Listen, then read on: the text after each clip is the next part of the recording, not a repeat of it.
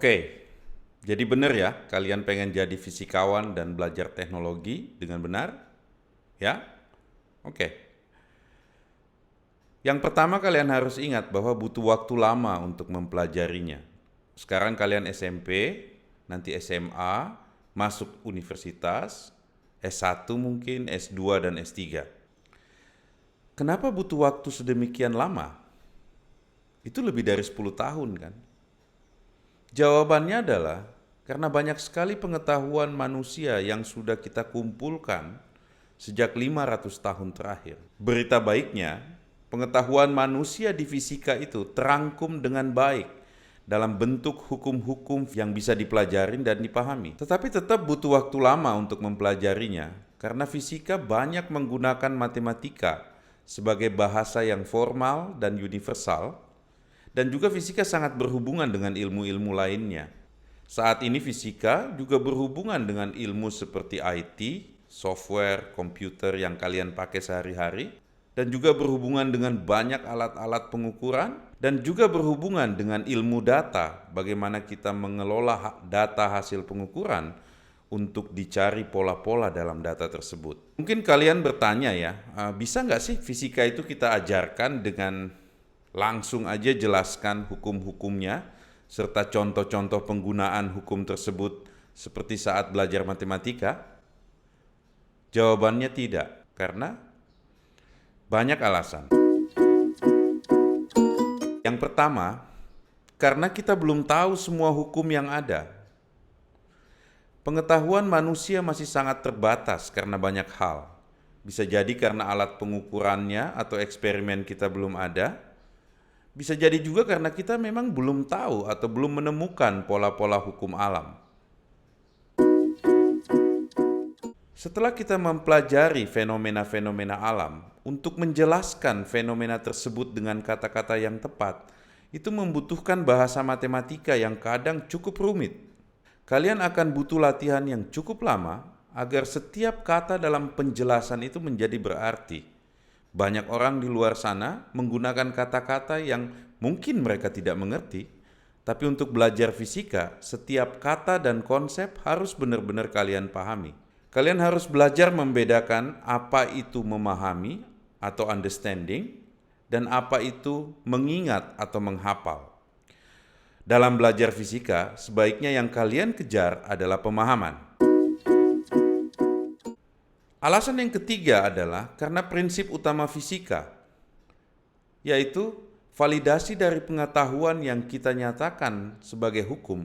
Satu-satunya validasinya adalah hasil eksperimen.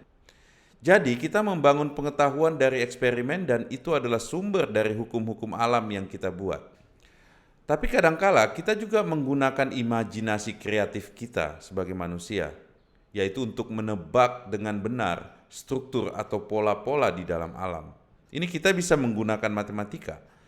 Nah, fisikawan yang menggunakan imajinasi yang dituangkan dalam persamaan matematika untuk menebak teori yang menjelaskan fenomena alam, itu kita sebut fisikawan teoritis. Tugas mereka itu membayangkan, menurunkan, menebak hukum-hukum yang baru. Tapi mereka tidak melakukan eksperimen. Mereka biasanya bekerja sama dengan fisikawan eksperimental yang tugasnya bereksperimen, membayangkan, menguji teori-teori tersebut, dan juga menebak hukum-hukum yang baru. Jadi fisikawan teoritis dan fisikawan eksperimentalis ini harus bekerja sama dengan baik untuk menghasilkan pengetahuan-pengetahuan kita yang baru yang nantinya dirangkum dalam hukum-hukum yang baru. Alasan keempat kenapa kita nggak langsung bisa menjelaskan hukum-hukum alam itu, karena semua hukum-hukum tersebut itu masih pendekatan.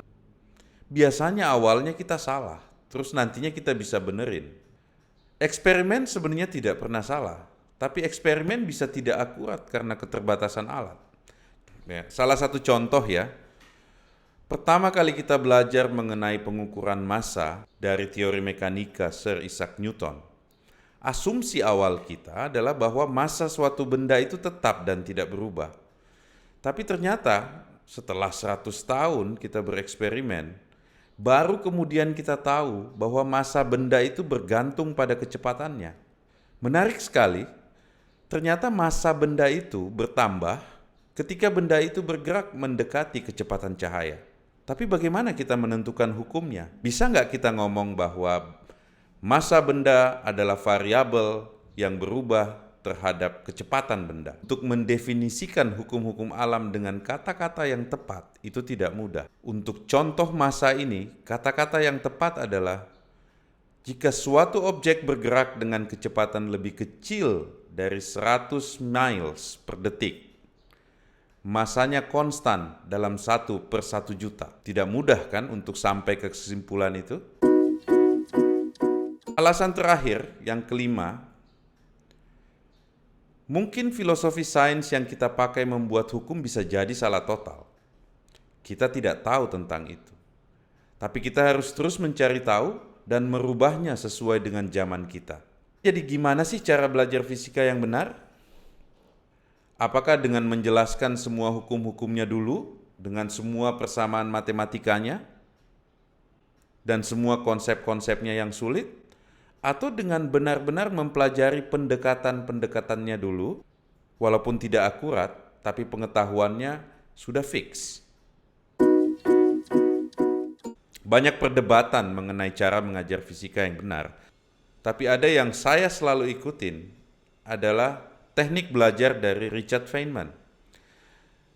Richard Feynman mengajarkan kita belajar fisika dengan benar, yaitu dia mulai dari konsep-konsep yang sudah diketahui pasti, dan juga akurasinya sudah diketahui, kelemahannya sudah diketahui.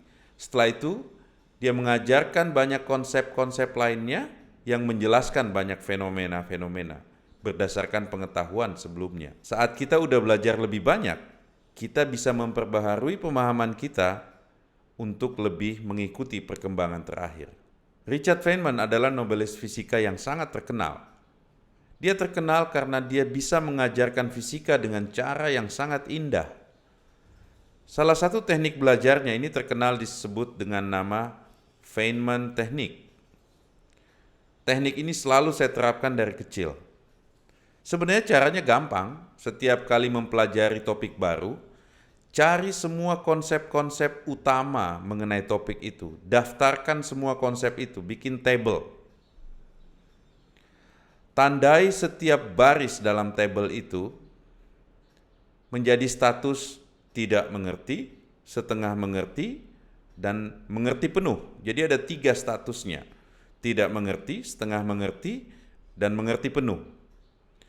Kalian harus jujur di sini. Jadi ini bukan lomba siapa yang lebih banyak mengerti, tapi ini adalah proses bagaimana Feynman belajar. Setelah ada daftarnya, Feynman berusaha membawa pemahamannya dari tidak mengerti menjadi mengerti penuh.